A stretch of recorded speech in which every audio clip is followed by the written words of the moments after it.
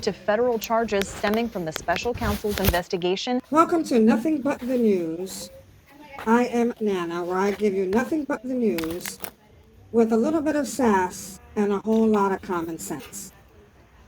And with the news of today, I originally was going to give this to you with a little bit of outrage, but that's not necessary. Why do I say that's not necessary?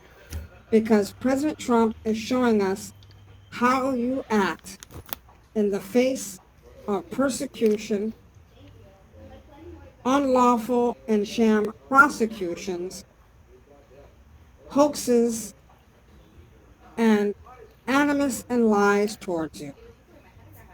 President Trump, in the courtroom today, showed strength, leadership, and that he truly is a boss. An extraordinary moment, Anderson. The former president was asked to stand and enter his own plea to the charges that have been filed against him. And I'm told he didn't even use the microphone. He just looked straight at the judge and projected his voice and entered a plea of not guilty. Dearies, it's the little things that count.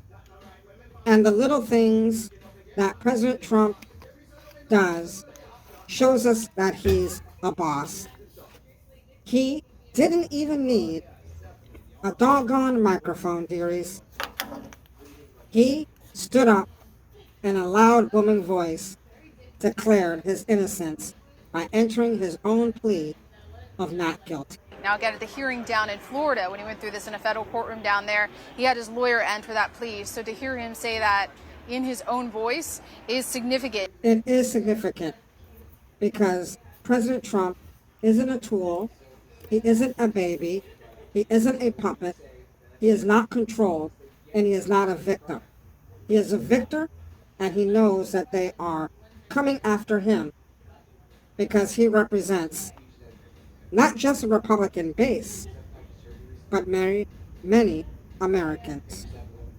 Dearies, this is the kind of man we miss and want and need in the Oval Office.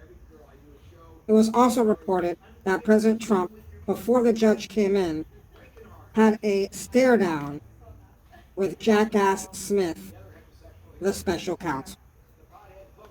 It is important that we hear President Trump in his own words.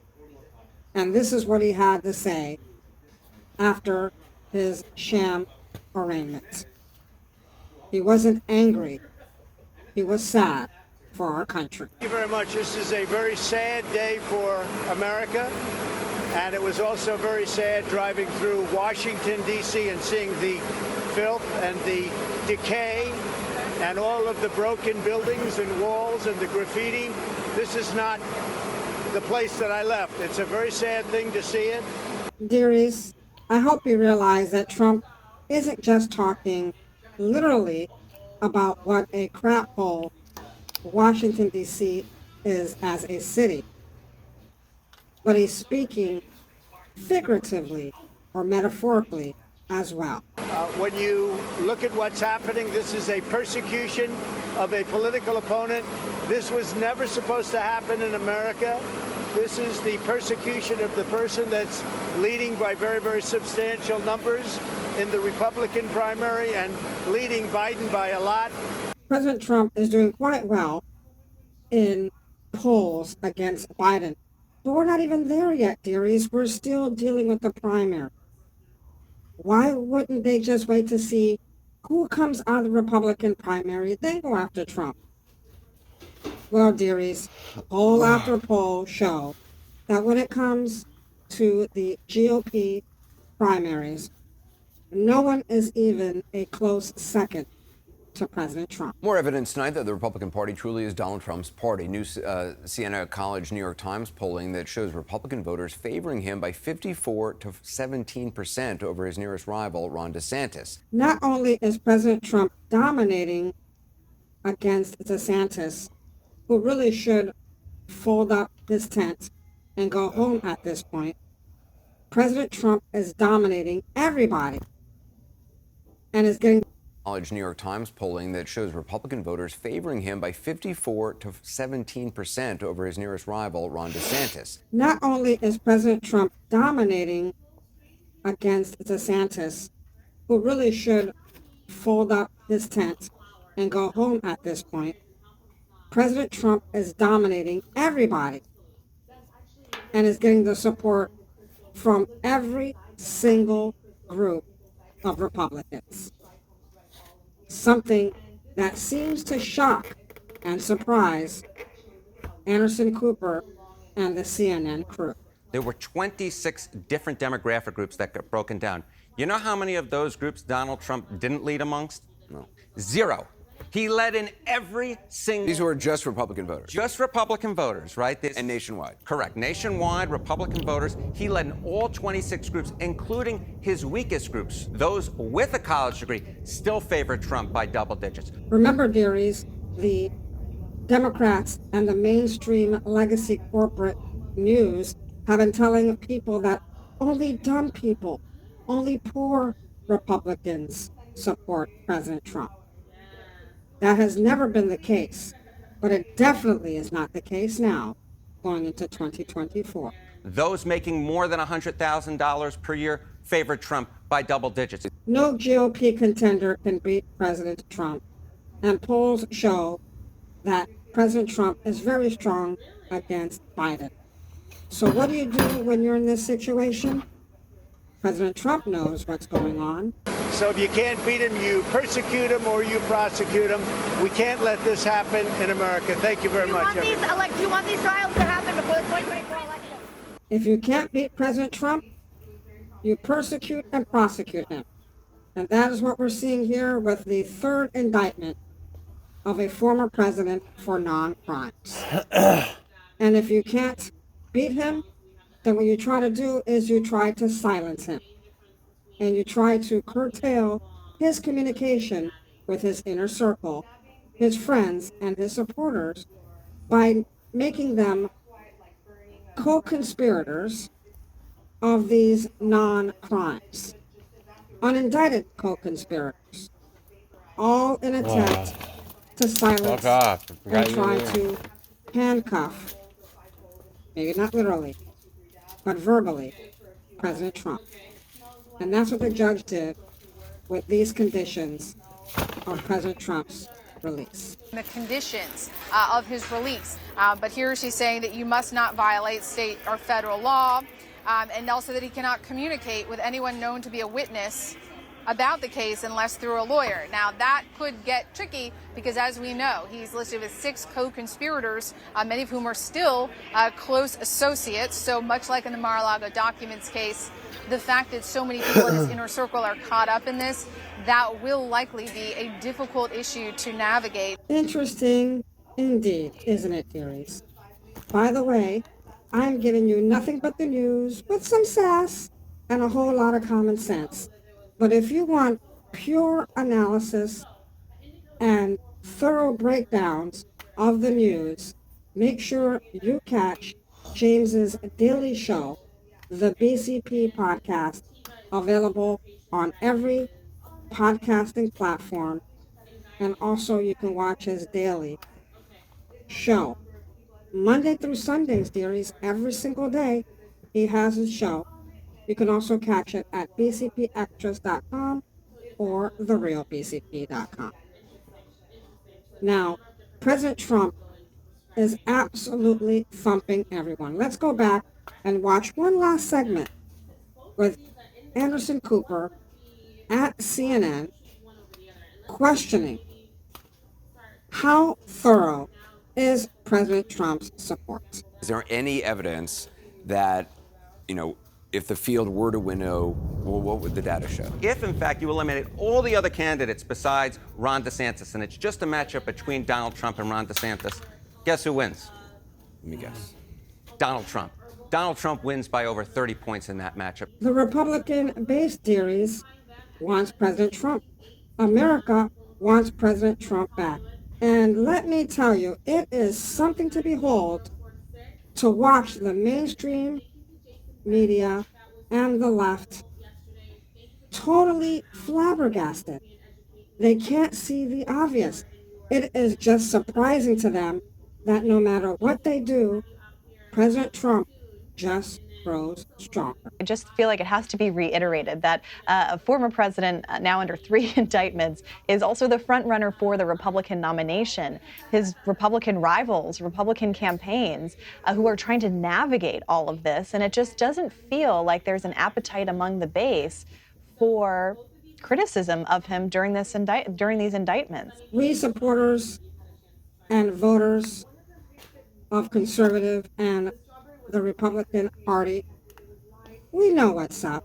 It doesn't matter what these people say, dearies. We know exactly what is going on here. This is all an attack on President Trump. And once again, the mainstream media completely blindsided. Do not understand why the repeated lies and the repeated false indictments against President Trump don't stick and just make his support that much stronger with every sham indictment and new hoax they bring against our former and beloved president, Donald Trump. Some Republicans I've been talking to have made the point that the Republican Party base at this point, Republicans who show up in primaries and caucuses, so that's kind of what matters now, they view these as the president described them today, political prosecutions. Oh, these people, these fork-tongued liars, or maybe they're just crazy, delusional, or mentally ill. It's none of those, dearies. They are propagandists. They are liars for the establishment. Of course, we believe what President Trump is saying. President Trump isn't swaying us by pointing out the obvious, that these are just political persecutions and prosecutions by the current regime against their number one political opponent based on, or I should say, on baseless claims of non-crimes. They make it sound like we believe President Trump's lie, as if we're not smart enough to see what's really going on for ourselves. But dearies, why is all this happening? Because Biden is unpopular and even his own party doesn't like him. The whole Biden brand is falling apart spectacularly, my dearies, right before our eyes. Even CNN can't deny that. The question is, how solid a candidate is Joe Biden? That's the problem. That's exactly the problem. And What is exactly the problem? that we don't know how solid a candidate Joe Biden is. We know he's not a solid candidate. Exactly. He is struggling. I mean, Within it his is own hard, party. It is hard to watch. Even CNN saying Joe Biden isn't a solid candidate. He is hard to watch. And that is why all of these things are happening, to distract us from the fact that not only is Joe Biden not a solid candidate, he is a crooked, corrupt, bribed, and compromised candidate. But let me end with this. President Trump just went through his third sham indictment, got fingerprinted, and all of these things happening as the actual Biden crimes have been exposed by Devin Archer and others here recently. In the middle of all this, what did President Trump do after his arraignment, after his little quick spiel about what a sad day it is in America and in D.C.? He headed back to Bedminster, New Jersey, and instead of going into a basement like Joy would have done, or sit on a beach in a stupor, or ride bikes and fall down, or, in Joey's case, falling upstairs as well, President Trump went back to Bedminster and he crashed a wedding, much to the glee and excitement of the wedding party.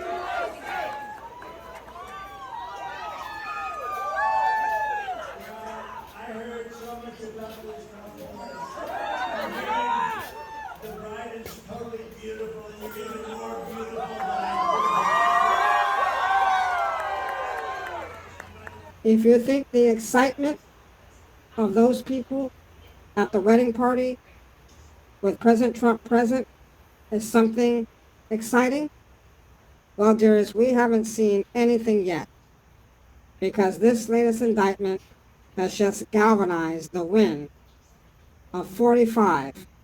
Get ready for 47. It's the same as 45.